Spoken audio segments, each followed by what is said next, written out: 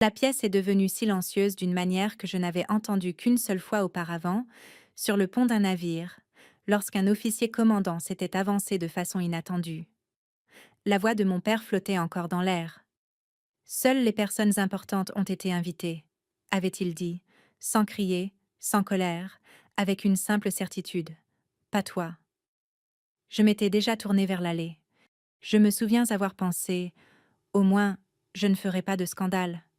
J'avais appris cette compétence très tôt. Mais avant que je ne puisse faire un deuxième pas, une main a touché ma manche.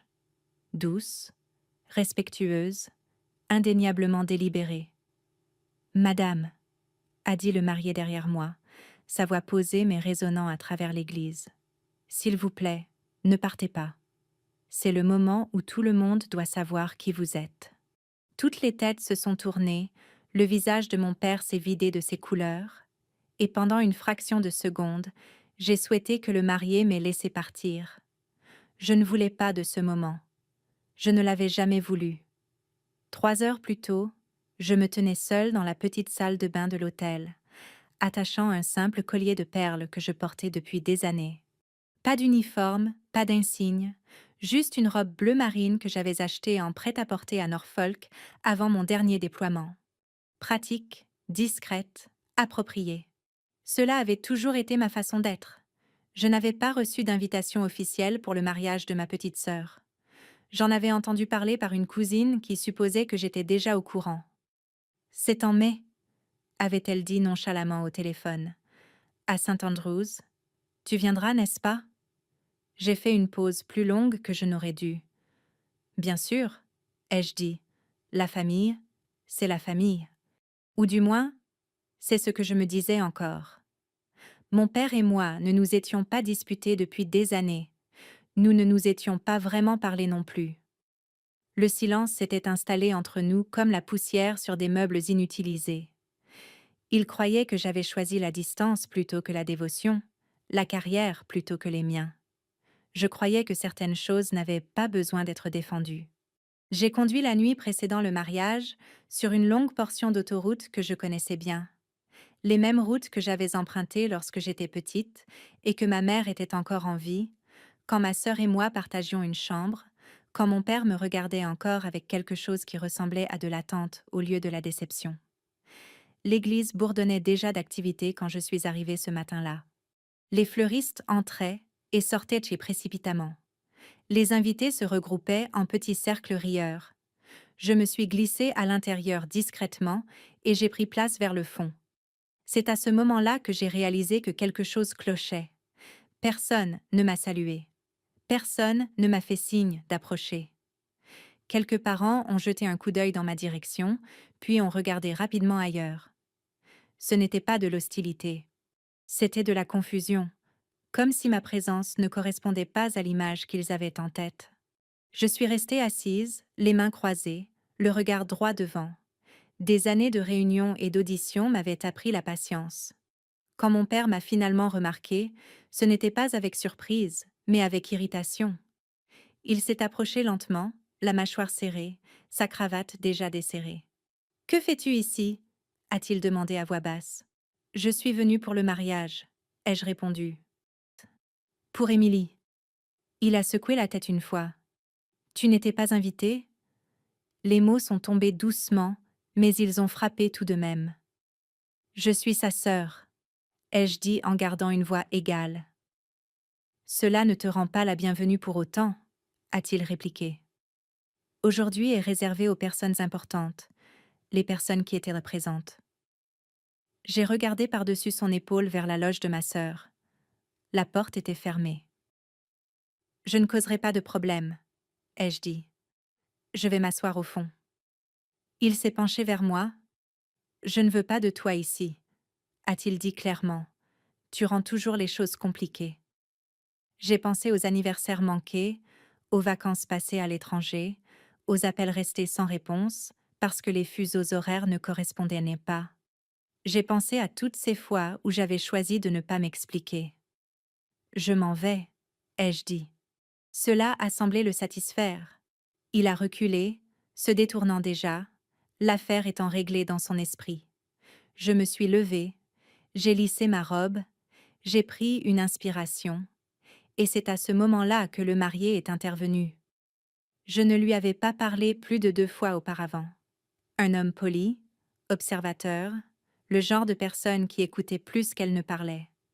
Je savais qu'il travaillait dans la logistique. Je savais aussi comment nous nous étions rencontrés des années plus tôt lors d'une petite collecte de fonds pour les militaires blessés. Il ne savait pas alors qui j'étais, et j'avais préféré qu'il en soit ainsi. Maintenant, sa main reposait légèrement sur ma manche. « Monsieur », a-t-il dit, s'adressant d'abord à mon père avec respect. « S'il vous plaît, écartez-vous. » Mon père l'a dévisagé. « C'est une affaire de famille. » Le marié a hoché la tête. « Ça l'est, c'est pourquoi elle reste. » Un murmure a parcouru les bancs. « Je ne crois pas que vous compreniez, » a dit mon père. « Elle n'a pas sa place ici. » Le marié a soutenu son regard. « Je comprends parfaitement, » a-t-il répondu. Puis, il s'est tourné vers moi. « Madame, je sais que c'est inconfortable, mais j'ai besoin que vous restiez. » J'ai senti une chaleur monter dans ma poitrine, pas de la colère, mais de l'effroi. C'était exactement ce que j'avais espéré éviter. « S'il vous plaît, » ai-je dit doucement, « laissez tomber. » Il a secoué la tête une fois. « Non, » a-t-il dit, « pas aujourd'hui. » Du coin de l'œil, j'ai remarqué un homme 2 rangées devant moi qui se redressait sur son siège. Cheveux argentés, posture militaire. Son regard s'est fixé sur moi avec une reconnaissance soudaine. Mon estomac s'est noué. J'avais passé ma vie à garder des compartiments bien étanches, la famille d'un côté, le service de l'autre, les titres laissés à la porte, et maintenant, debout dans l'église d'une petite ville remplie de fleurs et de jugements murmurés, ses murs étaient sur le point de s'effondrer. J'ai retiré ma main de la manche du marié et j'ai fait face à la salle. J'étais venue pour soutenir ma sœur. Je n'étais pas venue pour être vue. Mais certains moments, j'étais en train de l'apprendre, ne demande pas de permission. Les mots du marié n'ont pas tant créé de bruit qu'ils n'ont créé une pause. Une de ces hésitations collectives soudaines où les gens oublient ce qu'ils faisaient et se contentent de regarder fixement.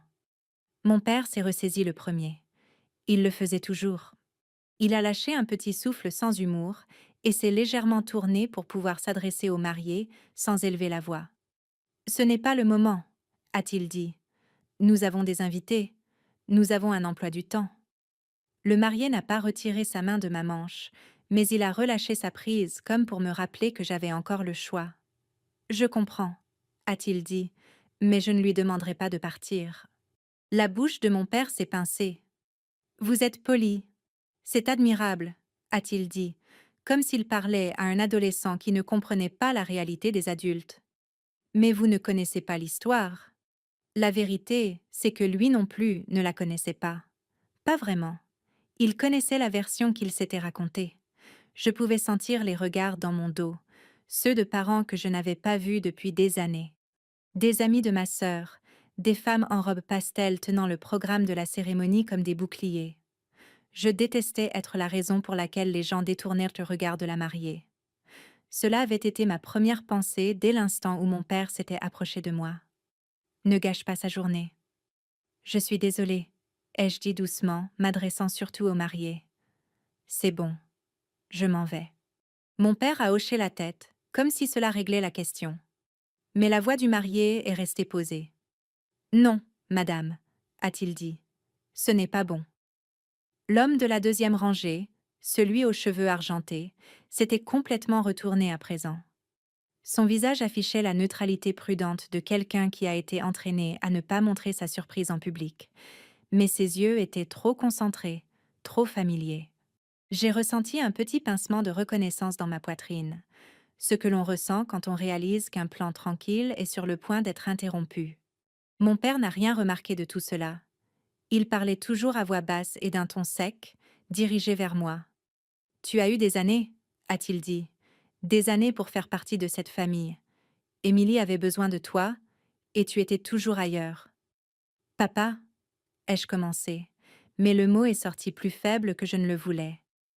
Il a levé la main, non pas pour me faire taire, mais pour m'empêcher de me défendre, comme si mon explication n'allait faire que l'embarrasser. Ne fais pas ça, a-t-il dit. Ne ramène pas tout à toi. Pas aujourd'hui. J'ai regardé vers la porte latérale par laquelle ma sœur entrerait dans quelques instants. Je l'ai imaginée petite fille, les genoux tachés d'herbe, courant sur les marches du porche. Je l'ai imaginée à 16 ans, m'empruntant mon pull sans demander. Je l'ai imaginée après la mort de maman, debout dans la cuisine, les yeux rouges, tenant une tasse dans laquelle elle n'a jamais bu. Je ne l'imaginais pas en train de renvoyer sa sœur à son propre mariage. Mais quand je l'ai enfin aperçue brièvement, ce n'était pas une image qui m'a réconfortée. La porte de la petite pièce à côté du sanctuaire s'est entrebâillée et la demoiselle d'honneur de ma sœur a passé la tête. Derrière elle, j'ai aperçu un tissu blanc et le visage de ma sœur, à moitié maquillée, les lèvres pincées. Nos regards se sont croisés un instant. Puis elle a détourné les yeux, ni en colère, ni cruelle, juste réticente, comme si le fait de me reconnaître l'aurait forcée à affronter quelque chose qu'elle avait décidé de mettre de côté. C'est à ce moment-là que la douleur est devenue différente. Pas aiguë, pas dramatique, juste lourde. Mon père a suivi mon regard et a semblé prendre l'évitement de ma sœur comme la confirmation de sa propre position. Voilà, a-t-il dit doucement. Elle ne veut pas de ça. Elle a assez de stress. N'en rajoute pas. Je ne suis pas venue pour rajouter quoi que ce soit, ai-je répondu. Ma voix est restée calme, mais cela m'a demandé un effort. Je suis venue pour m'asseoir au fond et faire partie de la famille. Il a ricané à mi-voix. La famille, a-t-il répété comme si c'était un mot qui exigeait des preuves. Les gens autour faisaient semblant de ne pas écouter, mais ils le faisaient. On peut voir quand quelqu'un fait semblant. Leurs yeux deviennent trop immobiles. Mon père s'est approché. « Sais-tu ce que les gens disent ?» a-t-il demandé. « Ils disent que tu n'as même pas pu garder un emploi, que tu as dérivé, que tu t'es enfui, qu'Émilie a dû réussir par elle-même sans toi. » Ma gorge s'est serrée, mais je ne l'ai pas corrigée. Le corriger aurait transformé cela en dispute. Et les disputes étaient le genre de scène préférée de mon père. « Tu as toujours été si secrète, » a-t-il continué. « Si fière, comme si tu étais au-dessus de nous. » Celle-là m'a presque fait rire, non pas parce qu'elle était drôle, mais parce que c'était tout l'inverse. J'avais passé des années à faire l'exact opposé de la fierté. J'avais tué les détails, ravalé mes corrections et laissé les gens supposer ce qui les arrangeait. Je l'avais fait dans ma carrière aussi, de différentes manières, apprenant quand parler et quand laisser le silence faire le travail. Mais la famille était plus difficile que n'importe quelle salle de réunion, parce qu'en famille, le silence n'était pas perçu comme de la discipline. Il était perçu comme de la culpabilité. « Je ne suis au-dessus de personne, » ai-je dit. « J'ai juste… » « Juste quoi ?» a-t-il explosé plus fort maintenant, et quelques têtes se sont tournées plus ouvertement. Il s'est repris et a baissé la voix à nouveau, de la même manière qu'on abaisse une arme sans pour autant la ranger. Tu avais juste mieux à faire. C'est ce que tu as toujours sous-entendu. La main du marié a finalement glissé de ma manche, mais il est resté près de moi. Sa présence ne donnait pas l'impression d'une possession. Elle donnait l'impression d'une protection. Mon père l'a regardé avec agacement. « Cela ne vous regarde pas, » a-t-il dit. « Cela me regarde, » a répondu le marié. « Parce qu'elle fait aussi partie de ma famille maintenant. » Mon père a scié, déstabilisé par cette fermeté, et dans ce petit changement d'attitude, j'ai vu quelque chose que j'avais déjà vu en lui auparavant, de la peur. Pas la peur de moi, la peur de perdre le contrôle de l'histoire. Je voulais faciliter les choses pour tout le monde. Je voulais que ma sœur marche vers l'autel sans être suivie par des murmures. Je voulais que mon père se sente fier, car je portais encore en moi ce vieil espoir insensé qu'un jour il me regarderait comme il le faisait autrefois. Alors, j'ai fait ce que je faisais toujours lorsqu'il fallait choisir entre la fierté et la paix. J'ai choisi la paix. « Je pars », ai-je dit clairement pour que le marié n'ait pas à argumenter en mon nom. Je me suis tournée vers lui et je me suis forcée à lui faire un faible sourire. « Merci », ai-je ajouté. « Vraiment, mais ça va ?» Ses yeux ont soutenu les miens. Ce n'est pas le cas, a-t-il répété, plus doucement maintenant, comme s'il ne s'adressait qu'à moi. J'ai fait un pas dans l'allée. Et c'est à ce moment-là que mon père a prononcé la phrase qui allait me poursuivre pendant des semaines. Seules les personnes importantes ont été invitées, a-t-il dit assez fort pour que les bancs les plus proches l'entendent. Pas toi.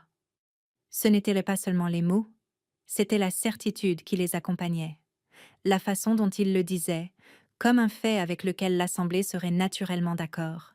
J'ai senti quelque chose en moi se figer. Ni colère, ni désir de vengeance, quelque chose de plus glaçant.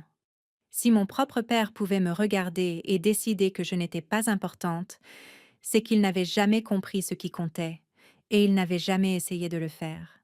J'ai fait un autre pas, et la porte de l'église m'a soudainement semblé très lointaine. Puis le marié a attrapé ma manche à nouveau, plus fermement cette fois, et sa voix a porté avec une autorité respectueuse qui a fait taire la salle. Madame, a-t-il dit, s'il vous plaît, ne partez pas. Je me suis retournée, le cœur battant lentement et lourdement. Il a regardé au-delà de moi vers les invités et a prononcé les mots qui ont changé l'atmosphère.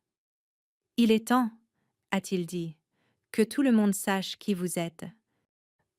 Pendant un instant, j'ai cru qu'il pensait à quelque chose de simple, quelque chose de sentimental, qu'il allait dire à l'Assemblée que j'étais la sœur de sa fiancée, que la famille devait rester unie, que les mariages n'étaient même pas le moment de régler de vieilles rancunes. J'aurais pu m'en accommoder, mais la façon dont il l'a dit, ce « il est temps », portait le poids d'une décision déjà prise. Il a lâché ma manche, s'est avancé dans l'allée centrale et a fait face à l'avant de l'église comme s'il s'apprêtait à prononcer des vœux au lieu d'avertissement. « Avant de commencer » a-t-il dit d'une voix calme. « J'ai besoin d'aborder un point. » Quelques personnes ont ri nerveusement, s'attendant à une annonce inoffensive. Le pasteur a changé de pied, jetant un coup d'œil à l'organisatrice du mariage près de la porte latérale. La fleuriste s'est figée en plein milieu de l'ajustement d'un ruban. Les yeux de mon père se sont plissés. « Non !» a-t-il articulé de façon à peine audible. Je me tenais près du fond, les mains jointes, voulant me fondre dans le bois du banc.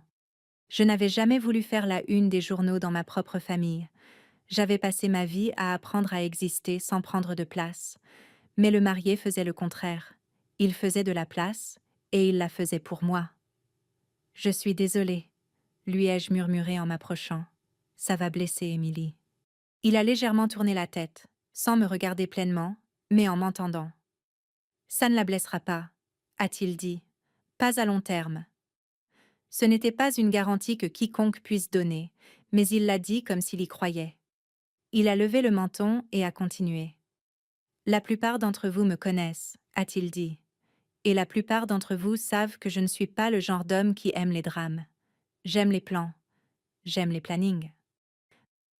J'aime que les choses se déroulent comme prévu. » Une vague de rire poli, quelques hochements de tête. « Mais aujourd'hui, a-t-il poursuivi, je vois quelque chose qui ne me plaît pas, quelque chose que je ne peux pas ignorer. » Mon père s'est avancé dans l'allée comme s'il pouvait physiquement empêcher les mots de se propager.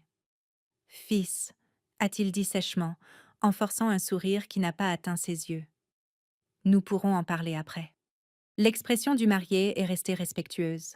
« Monsieur, » a-t-il dit, « je vous demande de me donner une minute. » Le sourire de mon père s'est crispé. « C'est un mariage. »« Oui, » a répondu le marié. « Et nous sommes sur le point de prononcer des vœux sur l'honneur, l'engagement et la famille. Il est donc important de savoir comment nous traitons les gens, en particulier ceux qui ne se défendent pas. » L'atmosphère a changé. Plus personne ne riait maintenant. La demoiselle d'honneur de ma sœur a de nouveau entrebâillé la porte latérale, le visage pâle. Je l'ai vue chuchoter quelque chose à l'intérieur de la pièce. Une seconde plus tard, la porte s'est ouverte plus grand et ma sœur est apparue sur le seuil, retenant une partie de sa robe entre ses mains. Elle était magnifique, d'une manière qui m'a presque fait oublier la douleur dans ma poitrine. Ses cheveux étaient relevés, son maquillage doux, son bouquet encore sur la table derrière elle. Elle n'était pas encore dans le rôle de la mariée marchant vers l'autel. Elle était encore ma sœur. Son regard s'est posé directement sur moi, puis sur notre père, puis à nouveau sur le marié. Que se passe-t-il? A-t-elle murmuré, bien que l'église soit suffisamment silencieuse pour que la question porte. Mon père a essayé d'aller vers elle, mais l'organisatrice du mariage l'a retenu par le coude en lui murmurant quelque chose pour qu'il reste calme. Le marié s'est légèrement tourné pour pouvoir s'adresser à ma sœur sans exclure l'assemblée. Émilie, a-t-il dit avec douceur, je t'aime et je n'essaie pas de gâcher cette journée. J'essaie de faire ce qui est juste. Ma sœur a dégluti. Ce n'est pas le moment, a-t-elle dit. Mais sa voix n'était pas en colère. Elle semblait effrayée. J'ai eu envie de lui dire que je partais. Je voulais la sauver de ce moment comme les grandes sœurs essaient de sauver les plus jeunes, même quand on ne leur demande pas d'être sauvées. Mais mon père a parlé en premier. Elle s'en va, a-t-il dit en me pointant du doigt comme si j'étais un objet dont on se débarrassait. Voilà ce qui se passe. Le regard de ma sœur a vacillé. L'espace d'une seconde, j'ai cru qu'elle allait dire « Non, reste », même si elle ne le pensait pas, même si ce n'était que par politesse.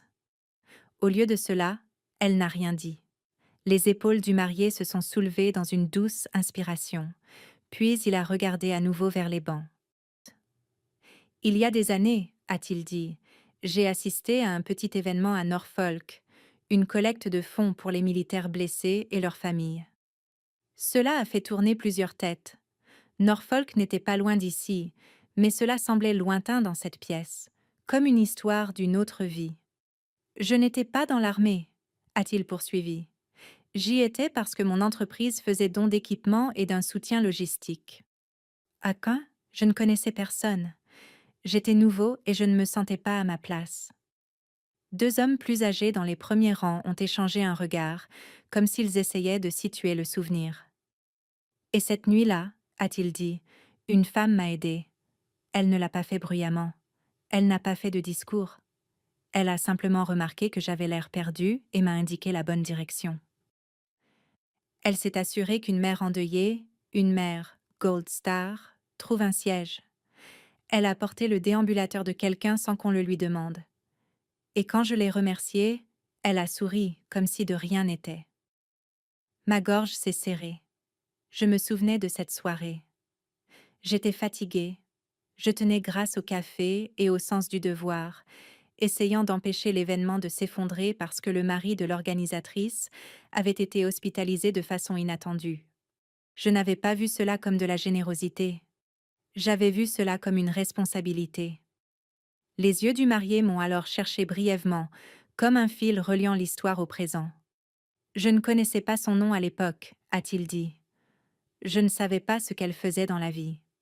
Je savais seulement qu'elle avait le genre de calme qui ne se feint pas. Le visage de mon père s'était figé. Les lèvres de ma sœur s'étaient légèrement entr'ouvertes, confuses. Le marié a continué. Plus tard dans la soirée, un monsieur plus âgé s'est approché d'elle. Il lui a parlé avec un genre de respect que je n'avais jamais vu en dehors des cercles religieux de mon grand-père. Il s'est adressé à elle avec un titre.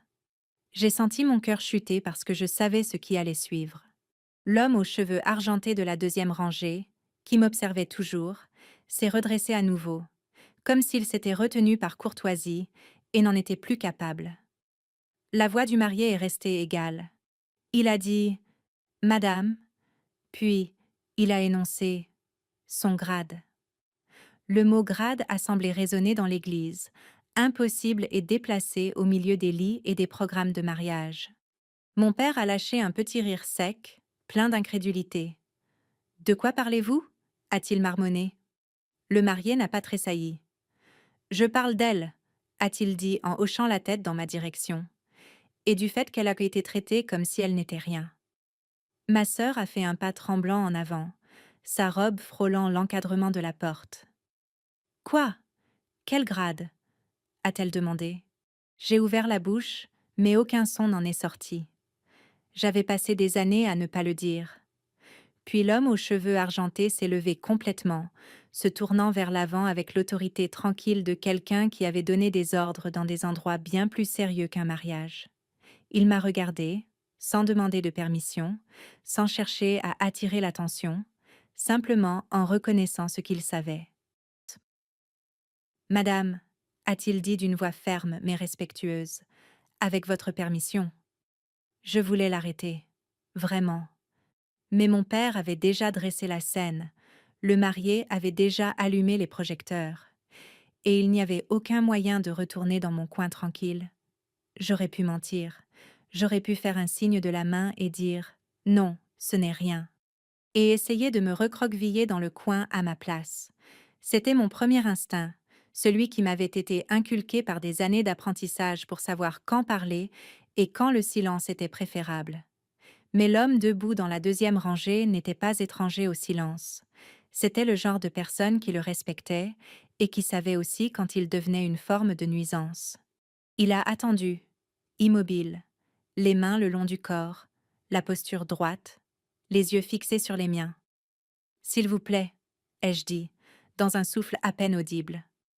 Pas une permission, pas un refus, juste un appel à la retenue. Pas ici.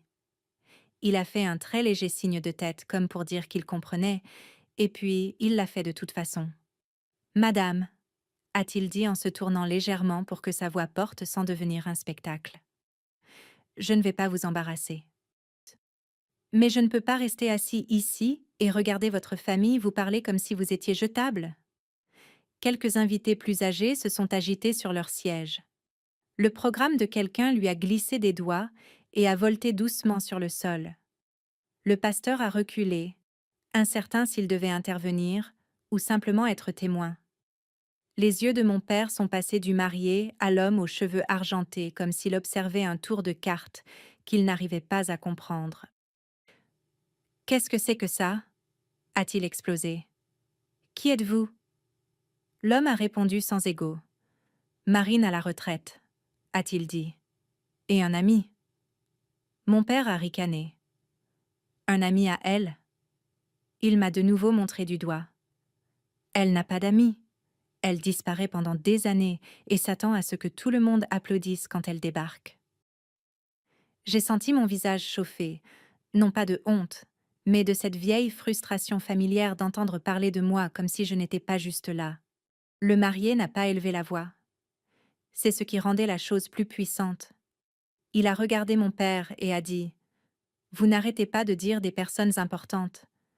Savez-vous à quoi ressemble l'importance ?» La mâchoire de mon père s'est contractée une fois. « Je sais ce qui compte dans une famille », a-t-il répondu. Le marié a hoché la tête lentement comme s'il prenait cela en considération. « Alors testons cela », a-t-il répliqué. « Voyons ce qui compte quand vous ne contrôlez pas le récit. » Ma sœur restait figée près de la porte latérale, une main pressée contre sa taille, comme si elle avait besoin de quelque chose de solide pour ne pas s'effondrer.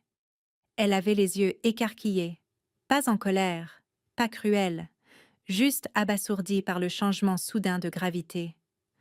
Elle m'a regardée, puis a regardé notre père, comme si elle voyait un triangle dessiné dans les airs qu'elle n'avait jamais remarqué auparavant. « Dis-moi la vérité », a-t-elle murmuré à mon père. « Quoi ? Que pensais-tu qu'elle faisait pendant toutes ces années ?» Mon père a hésité, et cette hésitation était une réponse en soi. « Elle a toujours dit qu'elle avait du travail », a-t-il marmonné. « Un travail de bureau, un truc pour le gouvernement. Je n'en sais rien. Elle n'en a jamais parlé. Et quand ta mère était malade, elle n'était pas là. » La dernière phrase a atterri comme une pierre dans mon estomac. C'était l'accusation qui sous-tendait tout le reste.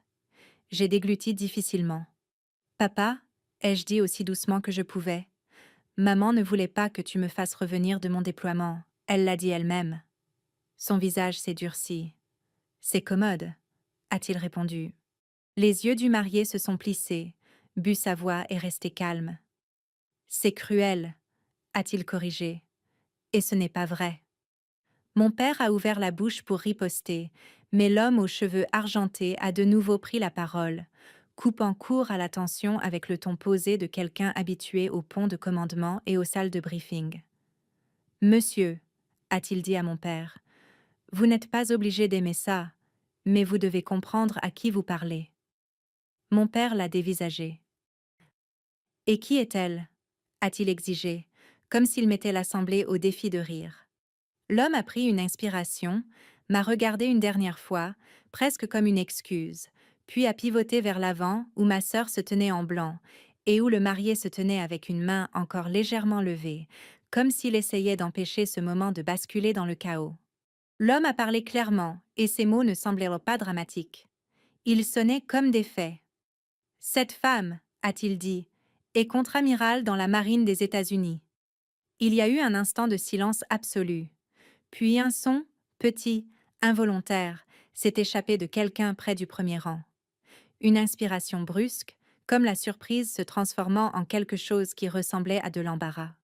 Le visage de mon père n'a pas changé tout de suite. Il m'a regardé comme s'il attendait que je corrige cet homme, que je secoue la tête, que je rie, et que j'admette que c'était un malentendu. Je ne l'ai pas fait. La bouche de ma sœur s'est légèrement ouverte.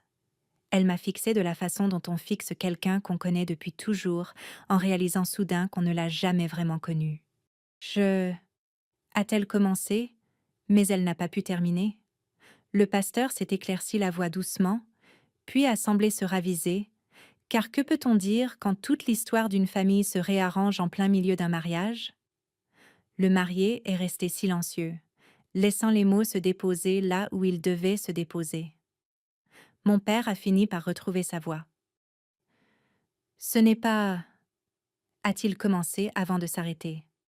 Ses yeux ont cherché les miens en quête d'un démenti. Je ne voulais pas en faire toute une histoire, ai-je dit, et ma voix est sortie plus assurée que je ne me sentais.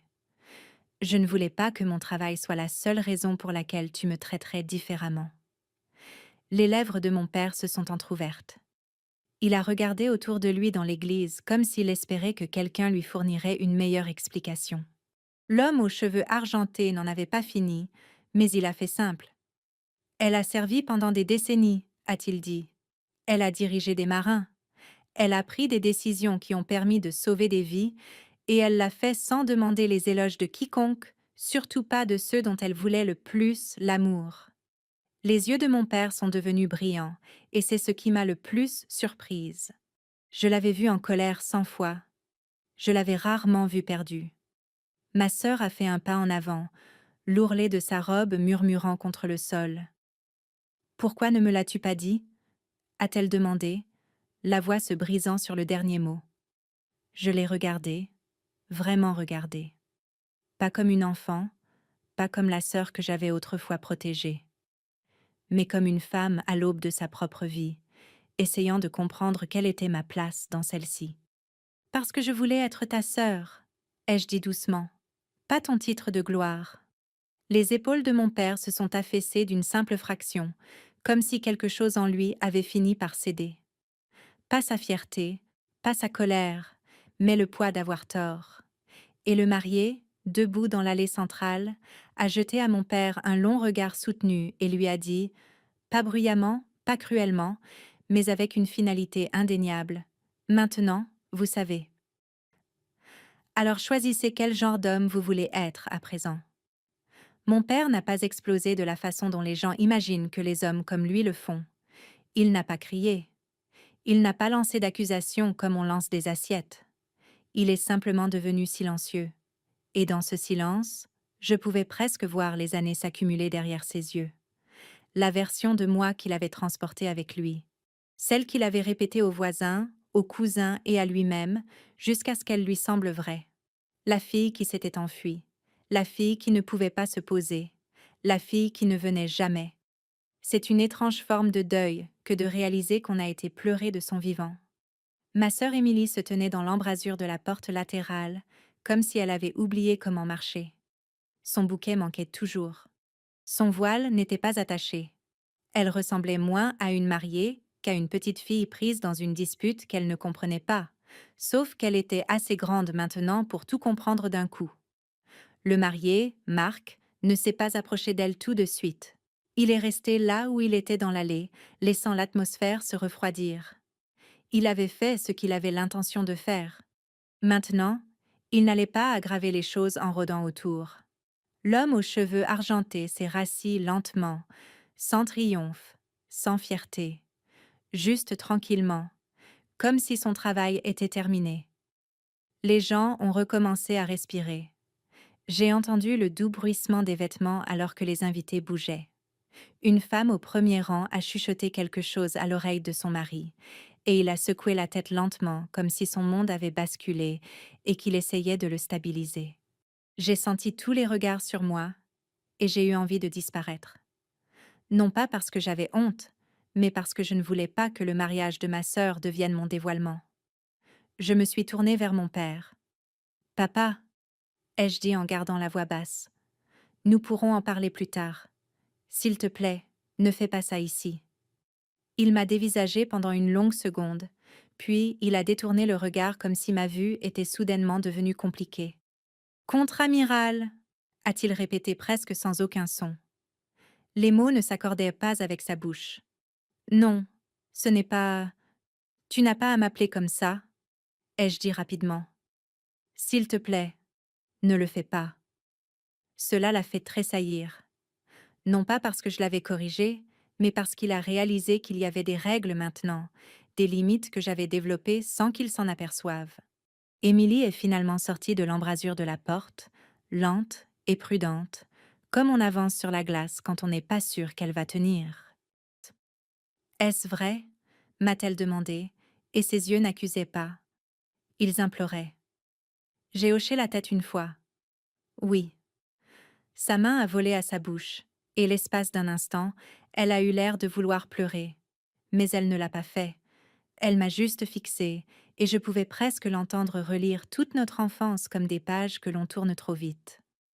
Tu n'as jamais rien dit, a-t-elle murmuré. Je ne voulais pas en faire toute une histoire, ai-je dit.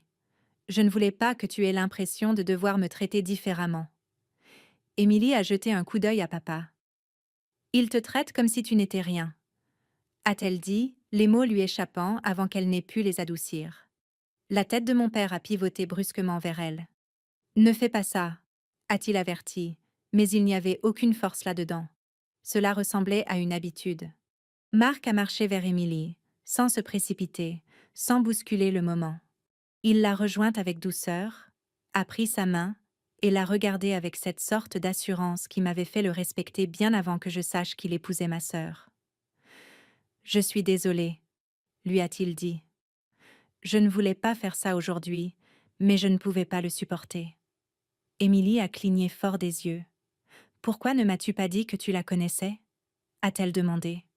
Et cette question était chargée de tant de confusion, d'embarras, peut-être même d'un peu de peur d'avoir été trompée. Marc a secoué la tête.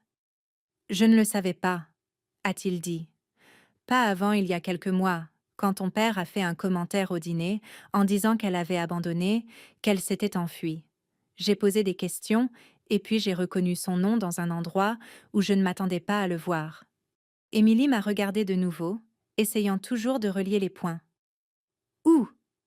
J'ai hésité parce qu'une partie de moi voulait encore garder les compartiments fermés, mais la salle les avait déjà fracturés. « Un programme », ai-je dit simplement. Un briefing des dirigeants de la marine. Mon nom était dessus. Marc l'a vu. Émilie a expiré d'une voix tremblante. « Alors tu n'es pas... » Elle s'est arrêtée comme si elle ne supportait pas de prononcer ce qu'elle avait à moitié cru. « Pas un échec, pas une moins que rien. »« Je suis toujours moi, » ai-je dit. « Je suis toujours ta sœur. » Le pasteur s'est éclairci la gorge à nouveau, doucement cette fois. « Peut-être, » a-t-il dit, en regardant entre Émilie et Marc avec une gentillesse prudente. « Devrions-nous prendre quelques minutes ?» Une courte pause. L'organisatrice du mariage a hoché rapidement la tête, reconnaissante de tout ce qui ressemblait à un plan. « Oui, » a-t-elle murmuré. « Tout le monde, s'il vous plaît, restez assis. Nous allons reprendre dans un instant. » Tandis que les invités murmuraient, Émilie a de nouveau regardé papa. « Tu ne savais vraiment pas ?» lui a-t-elle demandé, et maintenant sa voix était plus tranchante. Le visage de papa s'est crispé, et j'ai vu la fierté tenter de remonter, son réflexe de se défendre, mais elle s'est emmêlée avec autre chose, quelque chose comme de la honte. « Elle ne nous a jamais rien dit, » a-t-il dit comme si cela réglait la question. Je n'ai pas argumenté. J'ai juste soutenu son regard jusqu'à ce qu'il ne puisse plus le faire. Et puis, doucement, il a dit quelque chose auquel je ne m'attendais pas. Je croyais que tu étais partie, a-t-il admis, les mots s'arrachant de sa gorge. Pas morte, juste partie, comme ta mère, comme quand les choses se terminent et que tu ne peux pas demander pourquoi. Ma poitrine s'est serrée. Le nom de maman était toujours le seul point sensible en lui. Il l'utilisait comme un bouclier, parfois comme la preuve qu'il avait souffert, lui aussi. Je n'étais pas partie, ai-je dit. Je travaillais. Je servais mon pays. Tu aurais pu appeler, a-t-il dit. Et c'était là, le vieil argument, le plus simple, celui qui ignorait la vérité compliquée. Je l'ai fait, ai-je répondu. J'ai laissé des messages. Tu ne m'as jamais rappelé. Ses yeux ont brillé.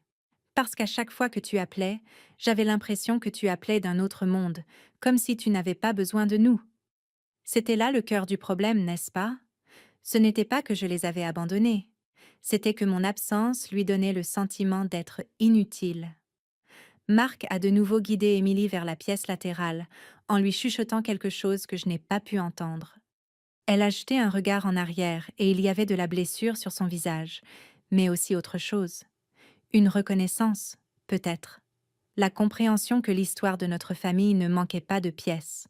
Elle avait simplement été mal écrite. Mon père s'est approché de moi, à l'écart des oreilles des invités.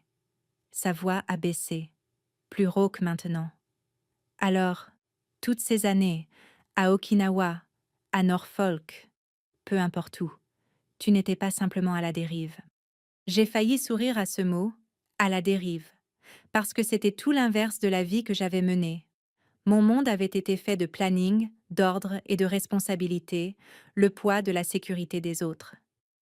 Non, ai-je dit, je n'étais pas à la dérive. Sa mâchoire s'est serrée. Alors pourquoi ne me l'as-tu pas dit? A-t-il exigé, et il y avait de la colère là-dedans. Mais cela ressemblait moins à une accusation maintenant, et plus à de la panique, comme un homme réalisant qu'il s'était trompé et cherchant quelqu'un d'autre à blâmer que lui-même. J'ai gardé une voix calme, parce que je voulais que tu veuilles de moi sans avoir besoin d'un titre.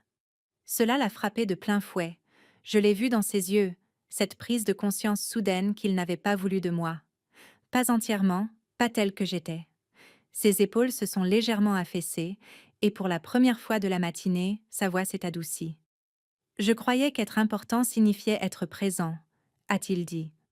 Je pensais que cela signifiait venir au barbecue et réparer des choses dans la maison. Je croyais que tu avais choisi de ne pas faire partie de notre vie. J'ai choisi de servir mon pays, ai-je dit. Et j'ai aussi choisi, pendant très longtemps, de ne pas me battre avec toi à ce sujet. Il m'a dévisagé et sa voix est redevenue silencieuse. Et tu m'as laissé croire que tu n'étais rien. J'ai dégluti. Je t'ai laissé croire ce que tu voulais croire, ai-je dit doucement. Parce qu'à chaque fois que j'ai essayé d'expliquer, tu ne m'as pas entendu. Pendant un instant, il a eu l'air de vouloir dire quelque chose, des excuses peut-être. Mais sa bouche s'est ouverte et fermée sans aucun son, et il a détourné le visage, clignant des yeux trop rapidement. L'église autour de nous a commencé à s'installer de nouveau dans un silence d'attente, mais plus rien n'était pareil. Ni les fleurs, ni la musique, ni le mot famille. Je me tenais là, respirant lentement, et j'ai réalisé quelque chose qui m'a surprise. Ce n'était pas le moment que je redoutais. C'était le moment que j'avais évité toute ma vie parce que maintenant la vérité éclatait au grand jour et mon père n'avait plus nulle part où s'en cacher. L'organisatrice du mariage a fait de son mieux pour rapiécer la matinée avec du scotch et des instructions chuchotées. On a guidé les gens pour qu'ils restent assis. Quelqu'un a ajusté la musique. La fleuriste a renoué un ruban avec des doigts tremblants. Mais une telle rupture ne disparaît pas simplement parce qu'on lisse la surface. Ma sœur est retournée dans la pièce latérale et la porte s'est refermée derrière elle. Pendant plusieurs minutes, rien n'a bougé à l'exception du lent mouvement des têtes qui se tournaient, de l'échange de regards silencieux, du léger frémissement des genoux plus âgés sur les bancs. Mon père se tenait raide près de l'allée, les bras le long du corps, les yeux fixés sur le vitrail au-dessus de l'autel, comme si le fixer assez fort pouvait changer ce qui avait été dit. J'ai fait un pas vers lui, prudente, de la même manière qu'on approche quelqu'un en état de choc. Papa, ai-je dit, en gardant la voix basse, Émilie a besoin que tu te reprennes. Il ne m'a pas regardé. Ne me dis pas ce dont elle a besoin, a-t-il marmonné.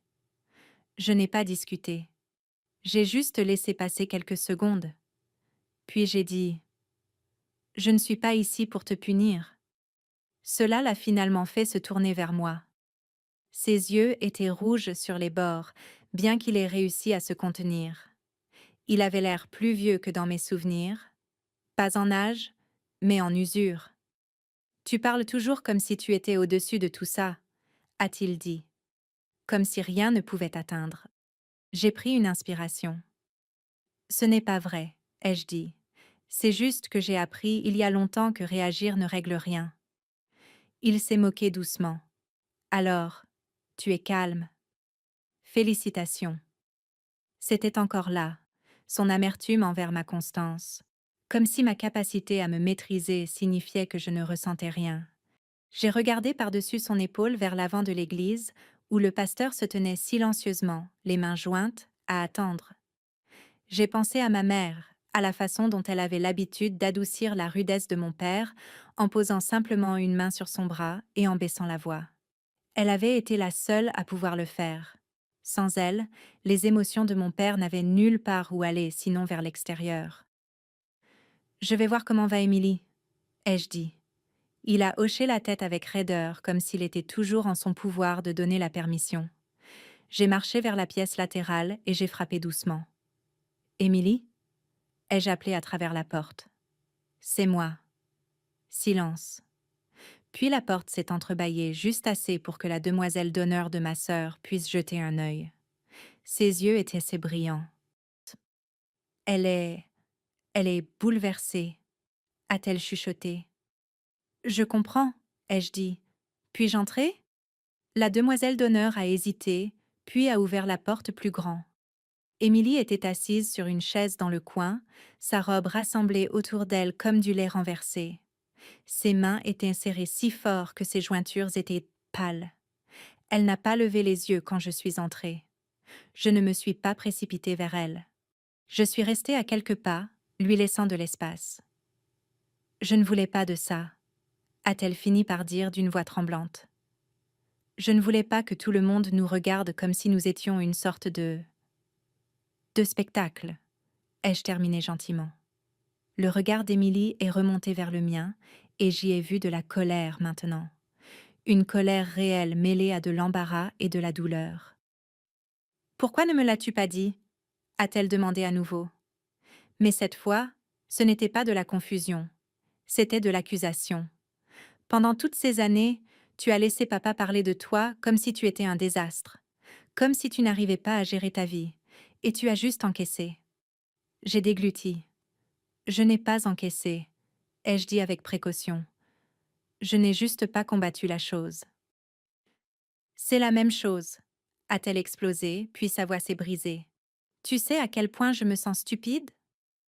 Tu n'es pas stupide, ai-je dit. Émilie a ri amèrement. Je le suis. Je l'ai cru. J'ai cru que tu ne faisais rien de ta vie. Ces mots m'ont piqué, mais je n'ai pas bronché. Elle avait gagné le droit d'être blessée.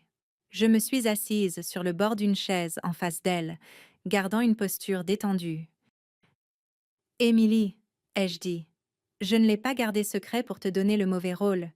Je l'ai gardé secret parce que je ne voulais pas que mon grade devienne le seul langage que nous parlions. » Elle s'est essuyée la joue rapidement, étalant un peu de mascara.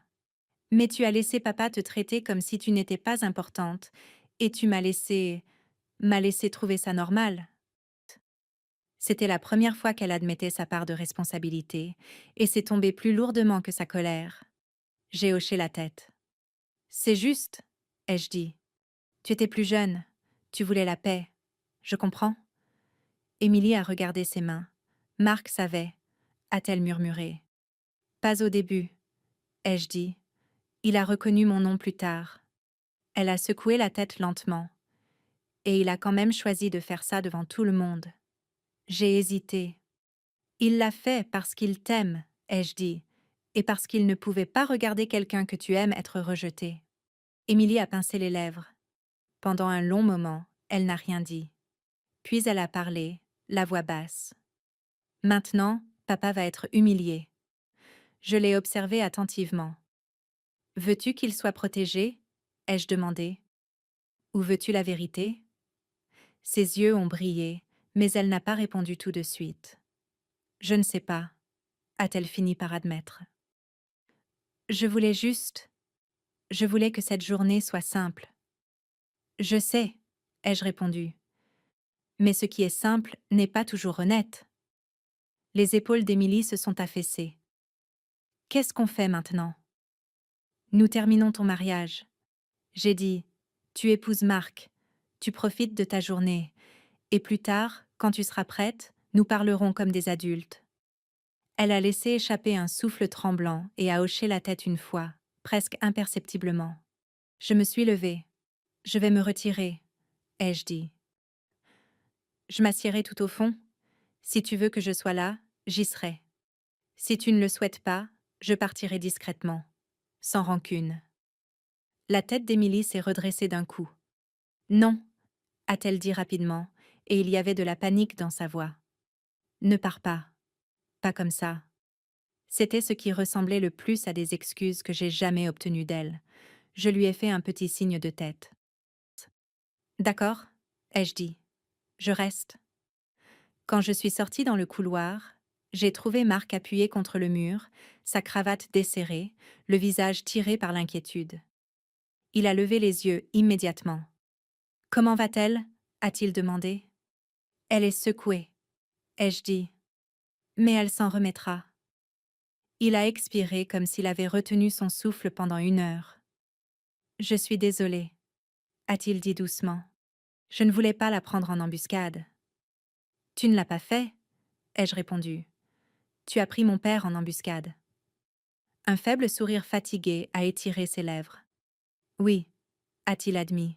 « Je l'ai fait. » Je l'ai observé un instant. « Pourquoi » ai-je demandé, même si je le savais déjà. Les yeux de Marc sont restés imperturbables. « Parce que j'ai vu des gens bien être traités comme s'ils n'étaient rien » a-t-il répondu. Et cela les change. Je n'allais pas entrer dans une famille où c'était considéré comme normal. Quelque chose dans ma poitrine s'est un peu relâché. Au bout du couloir, j'ai vu mon père debout, seul, fixant le sol comme s'il avait fait tomber quelque chose et n'arrivait pas à le trouver. L'homme fier de tout à l'heure avait disparu. À sa place se trouvait quelqu'un de plus petit, de plus silencieux. Ce n'était pas de la vengeance au sens où les gens l'imaginent, bruyante et triomphante. C'étaient les conséquences. Et maintenant, nous allions tous devoir vivre dans la vérité. Le mariage s'est poursuivi, pas parfaitement. Pas avec cette allégresse radieuse et sans effort que les gens aiment prétendre être la norme lors des fêtes de famille. Mais il a eu lieu, et d'une manière étrange, cela l'a rendu plus honnête. Quand la musique a commencé et que ma sœur s'est enfin avancée dans l'allée avec son bouquet, l'assemblée s'est levée comme elle le fait toujours. Les couples plus âgés se redressant prudemment des bancs, les invités plus jeunes réajustant leurs vestes. Je me tenais au fond, les mains croisées, les yeux fixés sur Émilie, m'efforçant de rendre ma présence à nouveau minuscule. Le sourire d'Émilie a tremblé au début, mais il s'est stabilisé lorsque Marc a pris sa main à l'autel. Quoi qu'il ait pu être ébranlé d'autres ce matin-là, leur lien semblait réel, solide, le genre d'amour qui se construit en se voyant clairement. Mon père était assis au premier rang et ne s'est pas retourné vers moi une seule fois. Ses épaules sont restées raides tout au long des vœux, et il a regardé droit devant lui comme si les mots honorer et chérir étaient trop tranchants pour s'y frotter. Lorsque le pasteur les a déclarés mari et femme, la salle a applaudi, et les applaudissements furent plus chaleureux que je ne m'y attendais. Les gens peuvent se montrer étonnamment généreux lorsqu'ils perçoivent de la tendresse sous le chaos.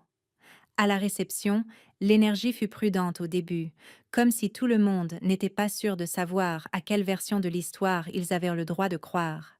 Mais le groupe de musique a commencé à jouer. La nourriture est arrivée. De vieux amis se sont enlacés. Les enfants se faufilaient sous les tables, se poursuivant avec la joie intrépide des enfants qui ne portent pas encore le fardeau de l'histoire familiale. Je suis restée près du bord de la salle, parlant aux parents qui s'approchaient avec des sourires prudents. Alors, la marine, a dit une tante, les yeux écarquillés comme si elle rencontrait une célébrité après toutes ces années. J'ai fait un signe de tête poli. Oui, madame. Contre-amiral, a-t-elle répété lentement, savourant les mots. Mon Dieu, ta mère aurait été si fière. Celle-là m'a frappé de plein fouet, mais j'ai gardé un visage serein. Merci, ai-je dit. Quelques personnes m'ont demandé où je vivais. Quelques-unes m'ont demandé ce que je faisais exactement. J'ai répondu dans les grandes lignes. J'ai redirigé la conversation vers Émilie et Marc à chaque fois que je le pouvais. C'était leur journée. Elles devaient rester leur journée.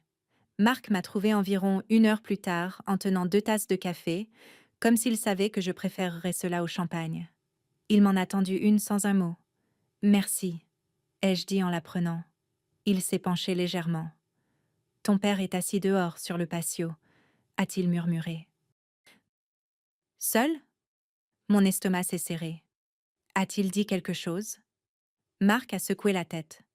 Pas à moi, mais il a l'air d'un homme qui ne sait pas quoi faire de ses mains. J'ai hoché la tête lentement. Je connais ce regard. Marc a hésité. Si tu veux que je m'en occupe? Non, ai-je dit doucement. C'est à moi de le faire. J'ai emporté mon café par les portes latérales jusque dans l'air du soir. La réception avait lieu dans un modeste country club. Des lumières blanches étaient accrochées le long de la balustrade du patio, une petite fontaine clapotait doucement dans l'obscurité. Ça sentait l'herbe coupée et la fumée de barbecue. Mon père était assis sur un banc près du bord du patio, les coudes sur les genoux, fixant le terrain de golf comme s'il pouvait lui offrir un moyen de donner un sens à lui-même. Je me suis approchée lentement, gardant mes pas légers. « Papa, ai-je dit. Il n'a pas levé les yeux tout de suite. « Tu t'amuses bien ?» a-t-il demandé d'une voix neutre. Je m'assure qu'Émilie va bien, ai-je répondu.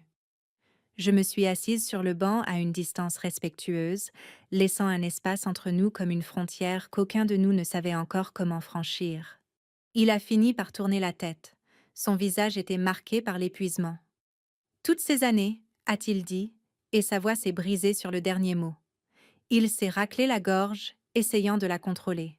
Toutes ces années, et tu m'as laissé passer pour un imbécile. Je l'ai dévisagé pendant un moment, et j'ai choisi mes mots suivants avec soin, de la façon dont on choisit ses mots quand on veut construire un pont plutôt que d'allumer un incendie. Je n'ai pas cherché à t'humilier, ai-je dit. Je ne voulais rien de tout ça aujourd'hui. Il a ricané, mais ce n'était pas méchant. Cela sonnait fatigué. Eh bien, c'est arrivé. Oui, ai-je dit. C'est arrivé. Il a détourné le regard à nouveau. Et maintenant? A-t-il marmonné. Est-ce que je t'appelle amiral? Est-ce que je te salue? Est-ce que je m'incline? Non, ai-je dit rapidement, et je le pensais vraiment. Tu m'appelles ta fille si tu le souhaites. Ces mots sont restés suspendus entre nous dans l'air qui se rafraîchissait. Les mains de mon père se sont tordues ensemble, et j'ai vu en lui quelque chose que je n'avais vu qu'une seule fois, il y a longtemps, lorsque le diagnostic de ma mère est tombé, et qu'il est sorti dans la remise, et s'est assis comme si le sol avait disparu. C'était un homme qui savait comment réparer des moteurs, des toits et des budgets, mais il ne savait pas comment réparer les regrets. Je ne savais pas, a-t-il dit, plus calmement maintenant. J'ai hoché la tête. Je sais. Il a dégluti difficilement. Je pensais que tu avais honte, a-t-il admis. Que tu avais tout gâché et que tu ne voulais pas qu'on le voie. J'ai laissé échapper un lent soupir. Je n'avais pas honte, ai-je dit. J'étais fatiguée et je ne voulais pas passer chaque visite à me défendre. Sa mâchoire s'est serrée. Tu aurais pu me le dire, a-t-il répété, mais cette fois, cela ne sonnait pas comme une accusation. Cela sonnait comme un deuil. J'ai essayé, ai-je dit, à ma manière. Je t'ai envoyé des photos.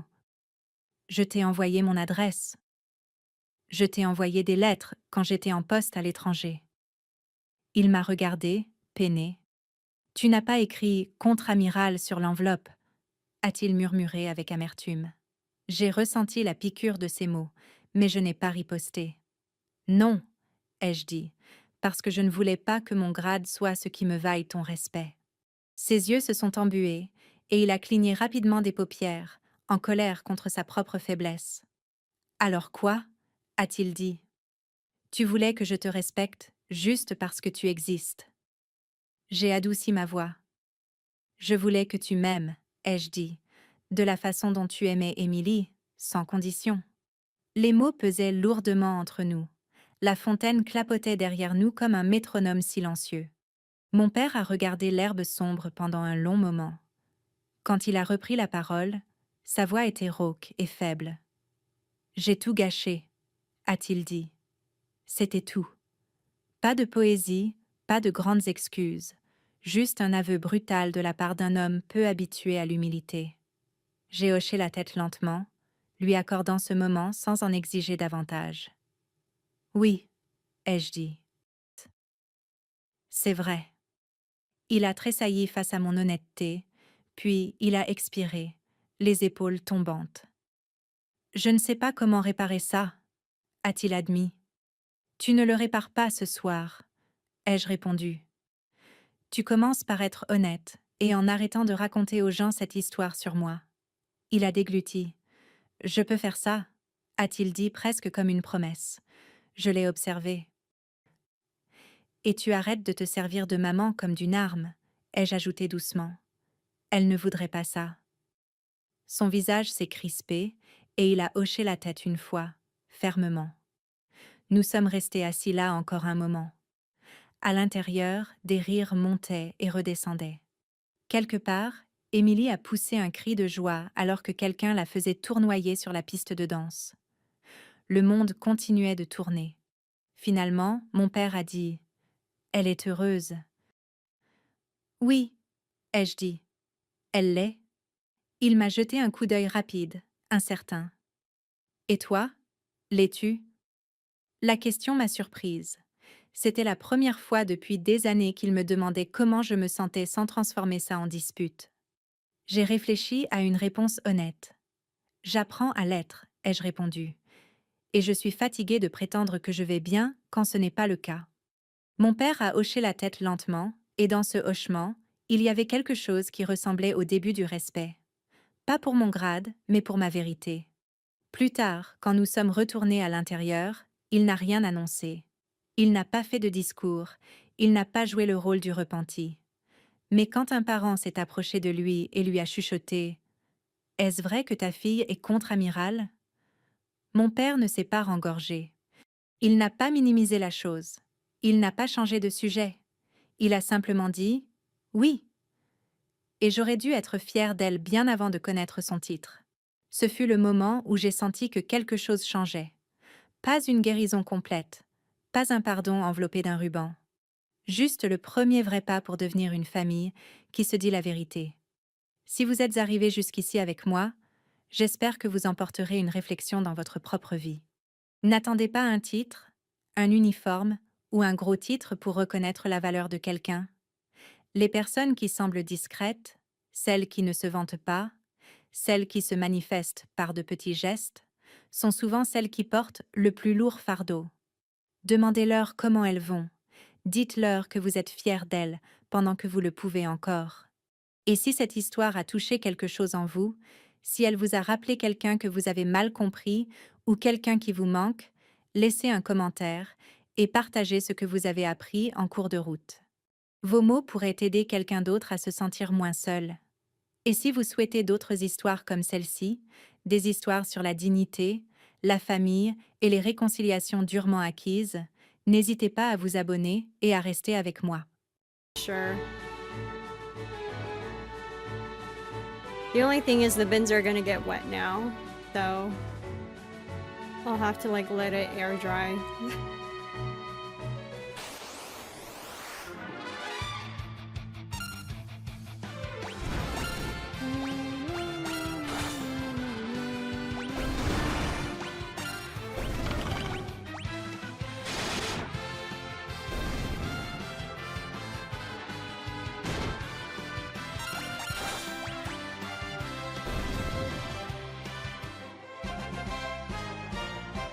Level in 879. Okay, Yang is gonna be leveling up next.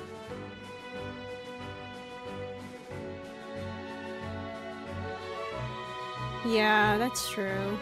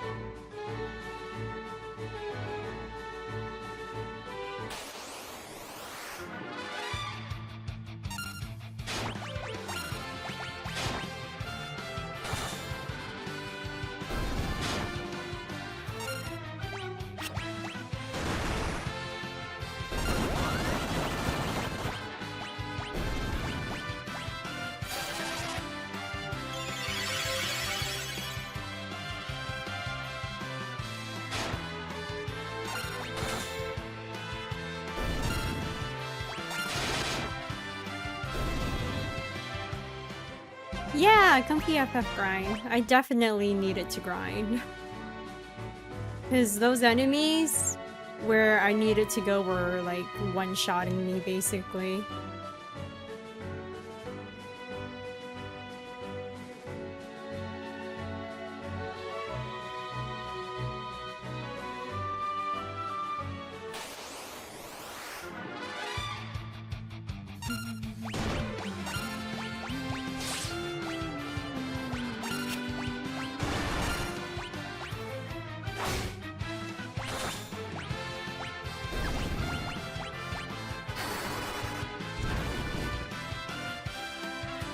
Hi, Yeoman! I did. They didn't want to listen, so...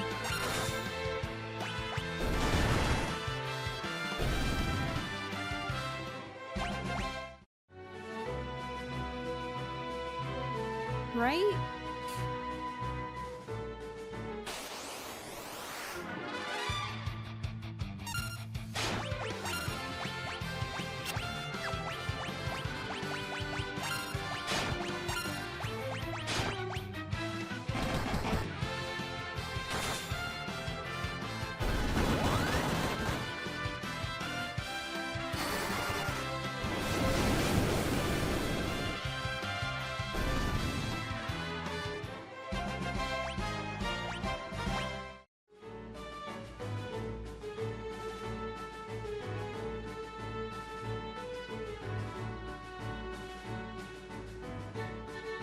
Thank you for lurking. I appreciate that.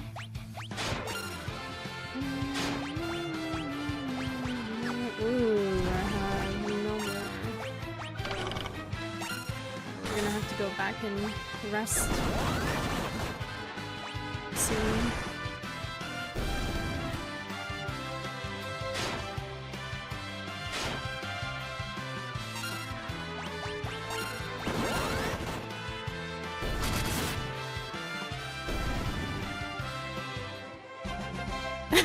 Nina. Sid actually does pretty good damage.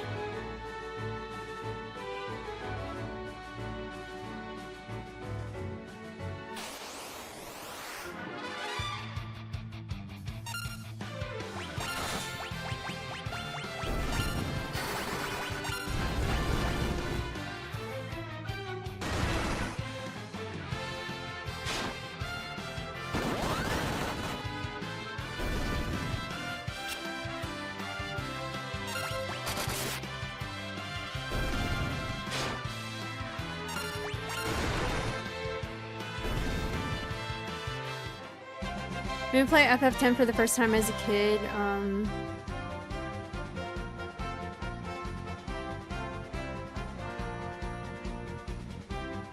The ruin system? I don't know. I haven't played 10 yet, so I don't really know much about it.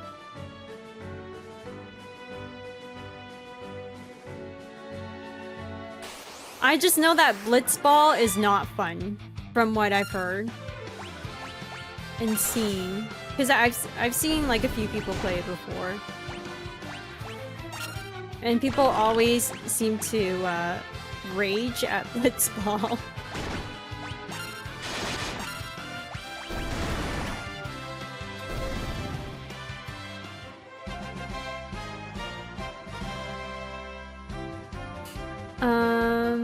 Hi Leo!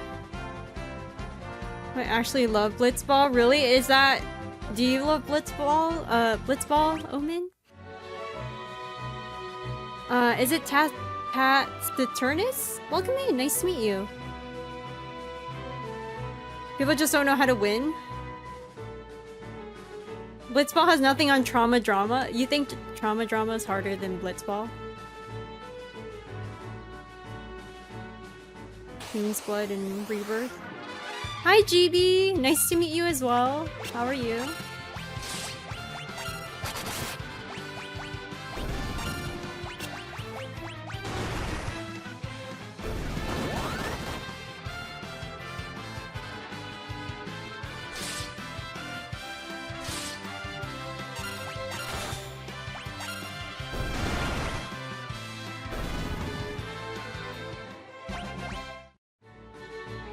Yeah, I gotta rest.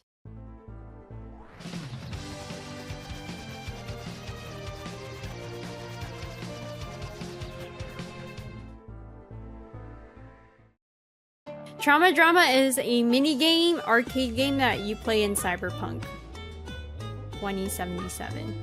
Amazing game. 10 out of 10 would recommend. Roach Racing is also really good.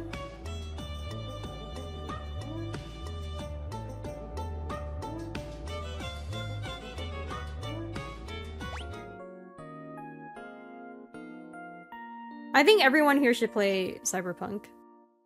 It's such an amazing game.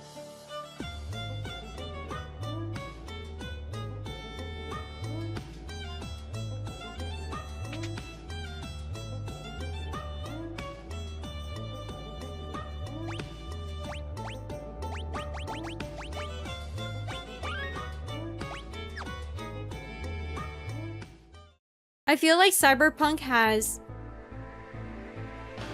something for everyone.